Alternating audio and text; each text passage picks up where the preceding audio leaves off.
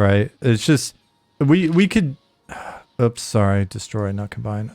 You know, we could do just fantasy stuff. It's like, oh, cool.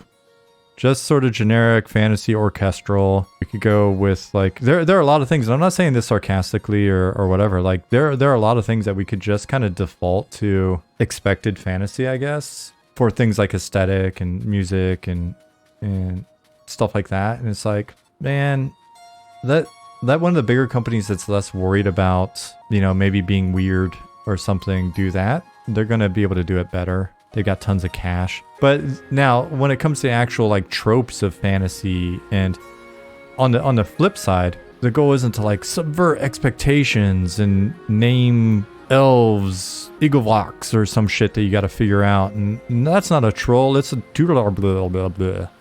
Like none of that, man. Like I'm a big fan of simple and kind of romantically generic and nostalgic. Dargeth wants to play a drill blah blah blah blah. I bet you do. Nothing more nostalgic than kicking snakes. I don't know, man. Every classic fantasy game's got a kicking snake these days. I actually have a snake kicking animation in, but it's not being used. Oh well. Let's see. Looking forward to the development with cartoon look and feel. It'll never get old, and can see people playing this game for 20 plus years. I'm secretly hoping as the development continues. You guys looking to cell shading? I think that'd be too far for us, unfortunately. I think it'll be a timeless game if you guys can get to cell shaded graphics. Yeah. Yeah. I mean, we looked at it briefly, and by we I mean I think I probably bullshitted with Ollie about it for a little bit. Because if you're playing the old models like on P99 or whatever, old EQ models, and you put on shadows, turn shadows on, it's got a bit of a cell shaded look, and that really was like the vibe that was, you know, kind of kicked things off a little bit. And when it comes to art style, I mean, we're still working on it. We were having a big discussion in terms of like character art yesterday, I think. I mean, the inspiration for our art style still comes from old paintings, right? Like this is, we haven't hit it. We haven't hit it yet with the stuff that's in the background, but this is, you know, this is the kind of stuff that gives us vibes. If you look at the way that lighting plays a role in here, Ollie pointed this out early on. Colored lighting, right? Colored lighting is something we've leaned into, and you know, a colored light and otherwise, like, you know, different colored environments. Awesome. Let me find. Oh, I think here it's like, you know, looking at textures and stuff, looking at how hand painted stuff could look.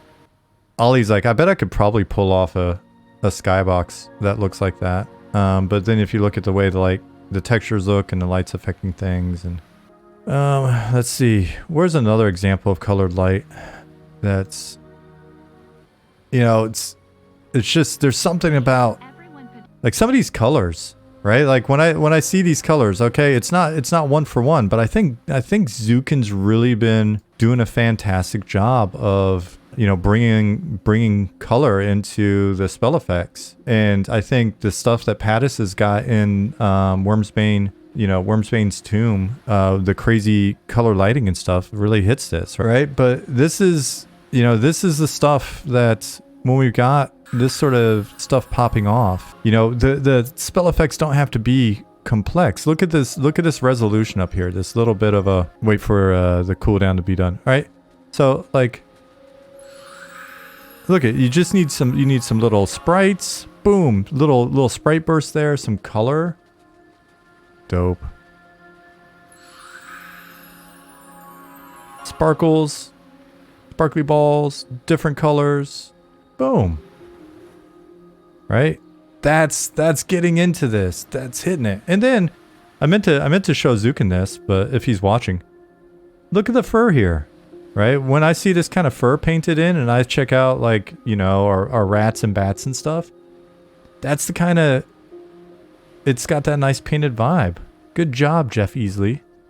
Right? So now how do we get the characters? Oh, that's the future.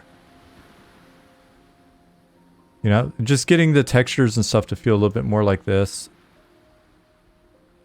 Right? Like when I zoom in and I look at some of these materials and stuff and the level of saturation, all that. So I don't know. It's all a learning process, but it really is like how do we make stuff that just feels like this old stuff, right? So M&M expansion number 1 confirmed tanks. No, you want to know seriously what that's about? Here, I'll show you. Look at how 80s this looks. All right, this looks like some fairly 80s space stuff. No, I'm not gonna let you oogle the ogre because it is very much a work in progress. So we'll get back to that. Hey Tikan. But I would love at some point to do some sort of a game in the future that's got like that super, you know, the books you could get at the library. When I was a kid, I always get the space books at the library. They had like all the paintings of like spaceships and shit. That would be awesome. But first we got to make this. So yeah, it's for our moon expansion. We have 3. So have I dug into old school Errol Otis D&D art? Norden, I have. A lot of I like because I can't remember. I thought he did both color and black and white, but the black and white stuff's preferred. There's a lot of just sort of the line work and proportions and other stuff that reminds me of Rick Schmidt's concept art for EQ.